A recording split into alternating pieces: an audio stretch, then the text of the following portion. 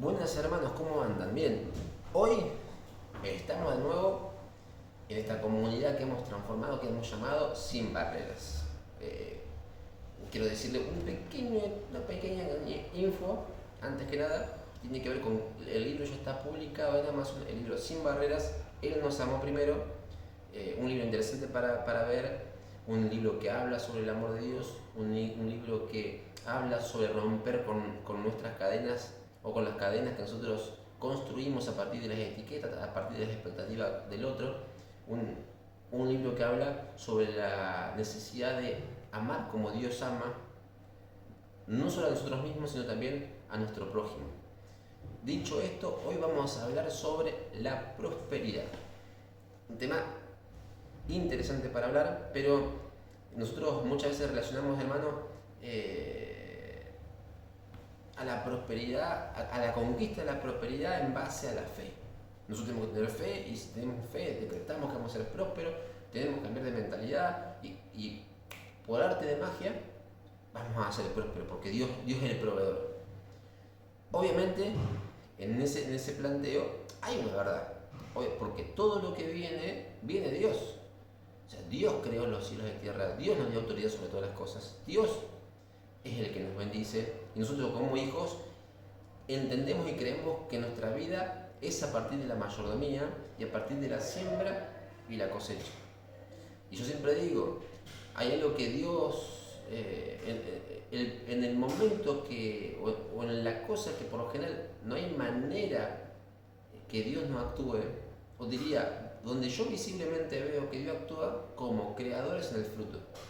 Muchas veces nosotros tenemos la tarea, porque fue delegada por Dios a partir de la autoridad que nos dio sobre todas las cosas, de la siembra y la cosecha. Y la creación del fruto está en manos de Dios. Entonces hay momentos que nosotros nos preguntamos, che, ¿por qué a veces sembramos algunas cosas, pero la cosecha no es específicamente lo que sembramos? Porque muchas veces cuando sembramos mal, a veces, che, Dios es... está mi hijo acá. Dios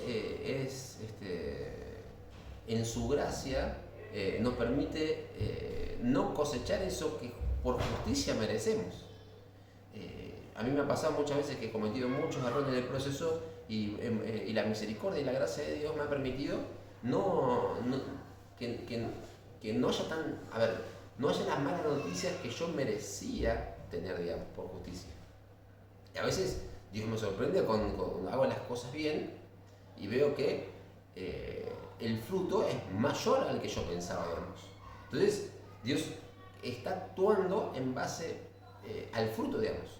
Yo creo que esto para mí en mi vida fue clave. Es tu responsabilidad en el proceso tiene que ver mucho con por lo menos que me reveló a mí, tiene que ver con la siembra y con la cosecha. Y yo estoy actuando a tu favor en la construcción de ese fruto. Ese fruto que lo creo yo, lo creo a través de la intervención de personas que pongo, lo creo a través de cuestiones sobrenaturales que se pueden manifestar. Entonces, es importante eso. Entonces, ahí ya empieza a haber algo. Nosotros tenemos fe en Dios, pero tenemos que hacernos responsables de ese proceso. Por eso, a veces cuando decimos, bueno, por fe, sí, pero la fe también amerita una acción, que es la mayordomía que nosotros pensamos. Y esa mayordomía se da con ciertos parámetros que tienen que ver, a mi modo de ver, que la puedo entender como la sabiduría. En Proverbio dice, en la casa del sabio se manifiesta la prosperidad y en la casa del necio se disipa, se diluye, por así decirlo, la prosperidad, digamos.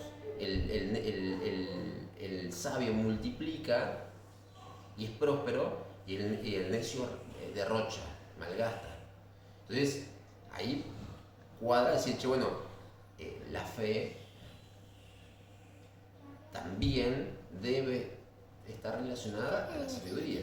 Entonces vamos a analizar en el video de hoy 3 puntos que tienen que ver con la sabiduría del plano del reino. El primer punto tiene que ver, el sabio obedece y prospera.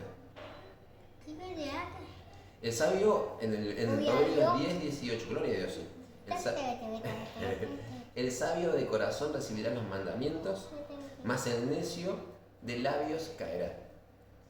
Entonces ahí vemos que la prosperidad empieza por la obediencia y por escuchar la voz de Dios.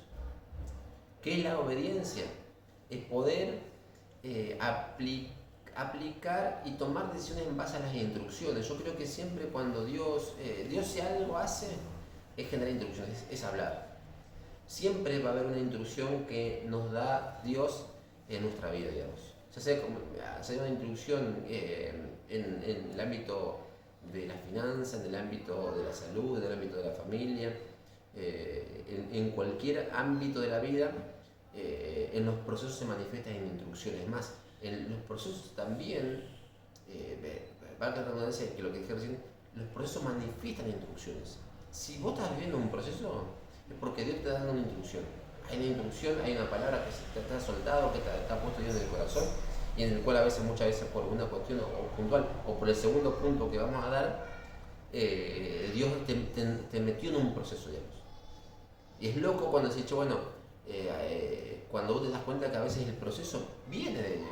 Y dices, bueno, pero no parece bien para mi vida. Pasa que si vos lo analizas terrenalmente, sí, a veces choca con nuestro ego, digamos, lo que Dios quiere. Lo que pasa es que el reino se manifiesta de otro punto.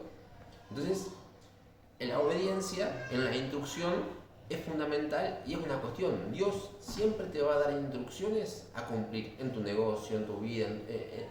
Vos vas a tener si vos querés ver el milagro de Dios en tu vida, en la cuestión de la finanza, tu emprendimiento, tus finanzas tienen que estar encuadradas en el reino. Y el reino tiene ciertos criterios, ciertos principios que son diferentes a lo terrenal. Si vos querés que tu negocio se manifieste en la gloria del reino, no podés administrarlo con criterios terrenales, bajo ningún punto de vista. Algo importante a tener en cuenta es tu relación con tu prójimo, que puede ser tu cliente, que puede ser tu socio, que puede ser el que sea. Vos no podés privilegiar ciertas cuestiones terrenales y dejar de las cuestiones espirituales, o dejar las cuestiones de cómo Dios te dice que tenés que tratar a tu prójimo simplemente por un hecho de finanzas. Al prójimo se le ama, al prójimo se le honra, al prójimo se le manifiesta amor como para, uno actúa como instrumento de salvación del prójimo, digamos, no simplemente como no es una persona simplemente para hacer negocios, es más que eso, digamos, en el plano espiritual. Otro punto, ese es el primer punto, lo que es la obediencia. El otro punto tiene que ver con la administración, que es lo que dijimos nosotros hoy. En la casa del sabio hay riquezas, pero en la casa del necio todo lo disipa. O sea, la administración de nuestra mayordomía es fundamental. Eso está muy relacionado a la obediencia. En primer lugar, cuando nosotros entendemos que las cosas nuestras no son nuestras, sino son de Dios, ya nuestra relación con las cosas cambia. Si vos tenés un emprendimiento, no es lo mismo decir es mío, pensarlo como mío. Cuando digo es algo que nos pasa constantemente. Nosotros pensamos que las cosas son nuestras. Entonces, nuestra relación con las cosas tienen esa visión de apropiación como si fueran nuestras. Ahora, diferente es que nosotros nos cambie el chip, es decir, yo te entrego a Dios mis cosas. Entonces, cuando yo te entrego a Dios mis cosas, ya el que manda esas cosas es Dios de Dios. Entonces, todos pasamos por ese filtro. Y el tercer punto, muy importante, es la diligencia. Cuando hablamos de obediencia, cuando hablamos de administración de mayordomía, hablamos de instrucción, como dijimos.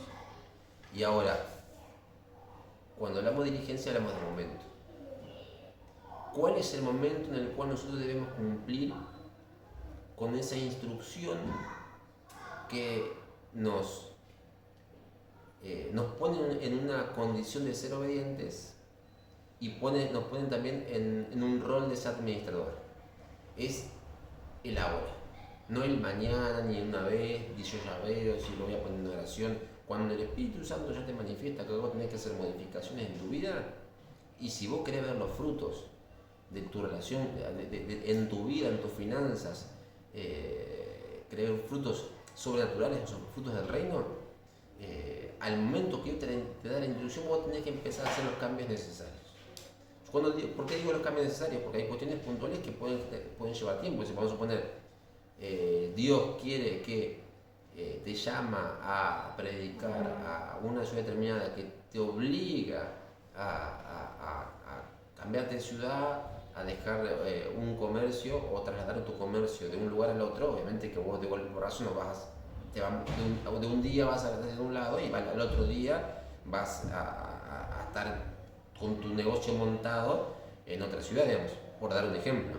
Ahora, al momento que está la instrucción, ¿qué nosotros que hacemos? Bueno, empecemos a actuar en base a eso. Ya empiezo a hablar con mis socios, empiezo a hablar con mi familia. Vamos, sí, cuando yo digo, no es que oramos oramos, no podemos orar, digo, sí, lo que no oramos es por la confirmación de las cosas. O sea, porque a veces la búsqueda de la confirmación simplemente es dilatar, no es ser obediente.